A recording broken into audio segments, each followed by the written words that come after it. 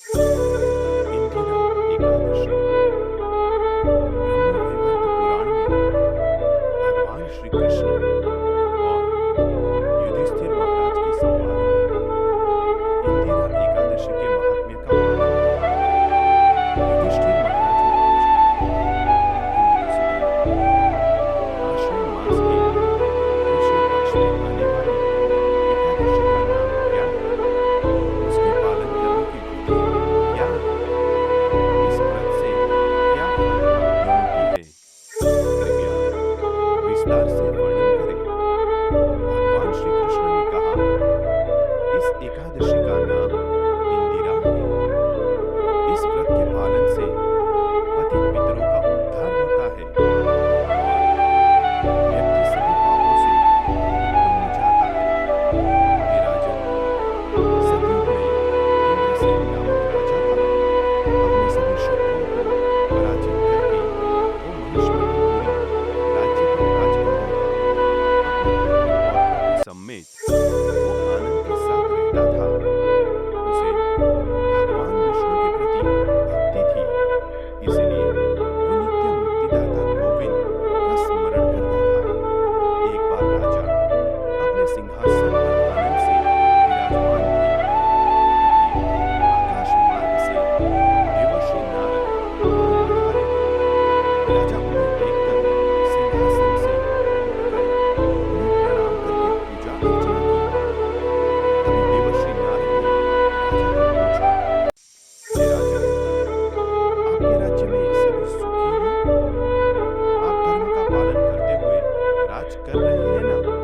तथा भगवान विष्णु के चरण कमलों में आपकी भक्ति है ना?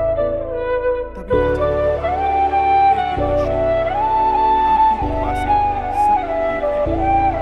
यज्ञों के फल हेतु ही आज आपके दर्शन हुए। कृपया आपके आने का उद्देश्य बताइए। राजा के नम्र वचन सुनकर नारद मुनि ने कहा, हे नृप श्रेष्ठ, एक घटी हुई अद्भुत घटना सुनो। ब्रह्मलोक से मैं यमलोक गया था। वहां पर यमराज ने मेरा योग्य स्वागत किया। वहां पर मैंने आपके पुण्यवान पिताश्री को देखा। उन्होंने मेरे पास तुम्हारे लिए संदेश दिया है। वो है, हे देवर्षि, मेरा पुत्र इंद्रसेन महिष्मतीपुरी का राजा है। उससे आप कहना कि अनजाने में किए गए पाप कर्मों के कारण मैं यमलोक में हूँ। मेरे उद्धार के लिए इंदिरा एकादशी का व्रत पालन करके उसका फल मुझे अर्पण करें। नारद मुनि ने आगे कहा, हे राजन, आपके पिताश्री को भगवत धाम प्राप्ति होने के लिए आपको इंदिरा एकादशी का व्रत करने को कहा। तभी राजा ने पूछा, हे देवर्षि, कृपया इस व्रत की विधि आप कहें।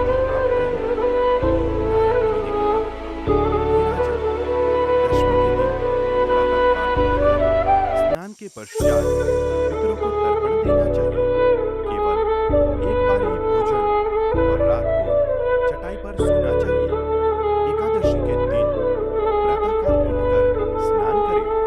उसके बाद दिन भर रजत न करने का व्रत धारण करके पूर्ण उपवास करना चाहिए। भगवान अरविंद, मैं आपकी शरण में आया हूँ, ऐसी प्रार्थना करनी चाहिए। मध्याह्न के समय शालग्राम के सामने पितरों को तर्पण अर्पण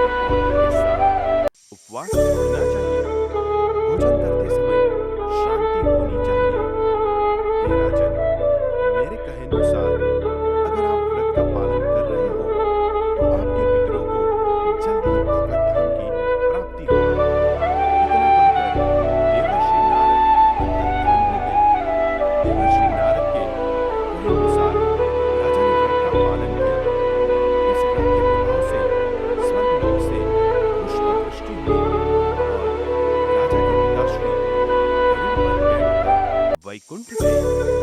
इसके बाद राजा ने अनेक वर्ष आनंदपूर्वक राज्य किया। अपने पुत्र को राज सौंपकर राजा स्वयं भगवत धाम को चले गए।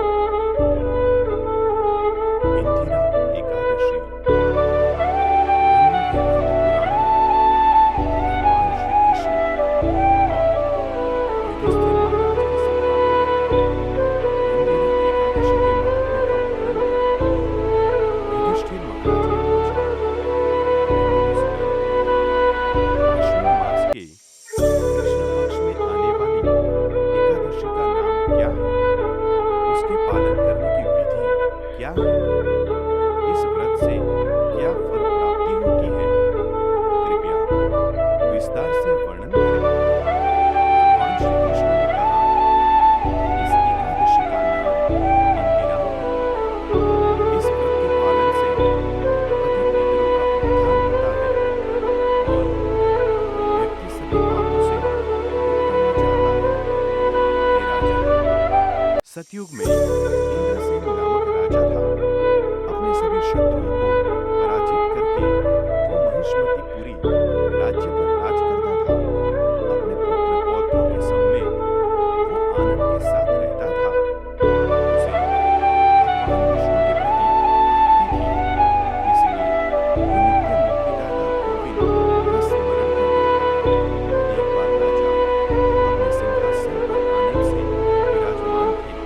तभी आकाश मार्ग से देवर्षि नारद वहां पधारे। राजा उन्हें देखकर सिंहासन से उठकर उन्हें प्रणाम करके पूजा अर्चना की। तभी देवर्षि नारद ने राजा को पूछा, हे राजन, आपके राज्य में सभी सुखी हैं? आप धर्म का पालन करते हुए राज कर रहे हैं ना? तथा भगवान विष्णु के चरण कमलों में आपकी भक्ति है ना? तभी राजा ने कहा, हे देवर्षि, आपकी कृपा से सब ठीक है। यज्ञों के फल हेतु ही आज आपके दर्शन हुए। कृपया आपके आने का उद्देश्य बताइए। राजा के नम्र वचन सुनकर नारद मुनि ने कहा, हे नृपश्रेष्ठ, एक घटी हुई अद्भुत घटना सुनो। ब्रह्मलोक से मैं यमलोक गया था। वहां पर यमराज ने मेरा योग्य स्वागत किया। वहां पर मैंने आपके पुण्यवान पिताश्री को देखा। उन्होंने मेरे पास तुम्हारे लिए संदेश दिया है। हे देवर्षि, मेरा पुत्र इंद्रसेन महिष्मतीपुरी का राजा है। उससे आप कहना कि अनजाने में किए गए पाप कर्मों के कारण मैं यमलोक में हूँ। मेरे उद्धार के लिए इंदिरा एकादशी का व्रत पालन करके उसका फल मुझे अर्पण करें। नारद मुनि ने आगे कहा, हे राजन, आपके पिताश्री को भगवत धाम प्राप्ति होने के लिए आपको इंदिरा एकादशी का व्रत करने को कहा। तभी राजा ने पूछा,